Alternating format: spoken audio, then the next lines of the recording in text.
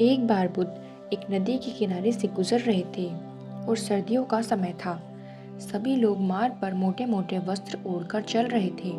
तभी बुद्ध की नज़र एक व्यक्ति पर पड़ती है जो नदी के ठंडे पानी में डुबकी लगा रहा था। बुद्ध उस व्यक्ति को देखकर थोड़ा आश्चर्यचकित होते हैं क्योंकि वो व्यक्ति काँप रहा था और नहा भी रहा था।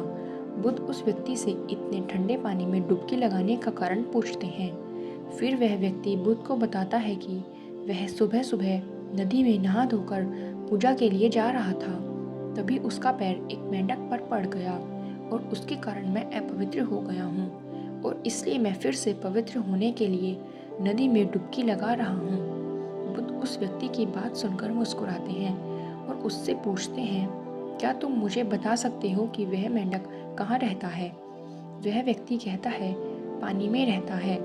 फिर बुद्ध कहते हैं, जब तुम इस पानी में डुबकी लगाने से पवित्र हो सकते हो तो वह मेंढक तो हमेशा से ही इस पानी में रहता है।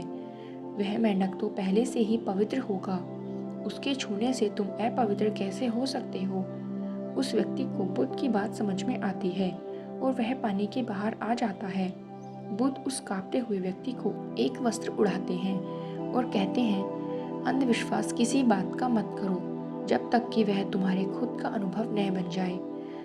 फिर बुद्ध कहते हैं कि मनुष्य अपने मन के कारण ही दुख पाता है और जो चीज़ें अपवित्र हैं उन्हें तो वह अपवित्र नहीं मानता, लेकिन जो चीज़ें पवित्र हैं उन्हें वो अपवित्र मानता है।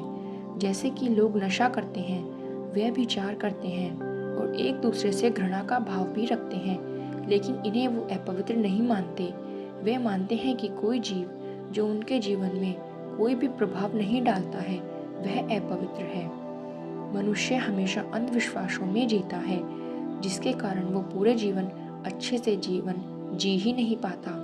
फिर वो व्यक्ति बुद्ध से पूछता है कि सबसे बड़ा अंधविश्वास क्या है?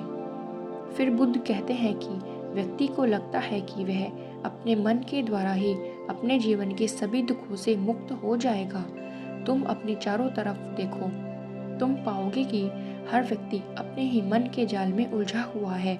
कोई डरा हुआ है तो कोई उम्मीदों में जी रहा है और किसी को यह लगता है कि कल सब कुछ ठीक हो जाएगा।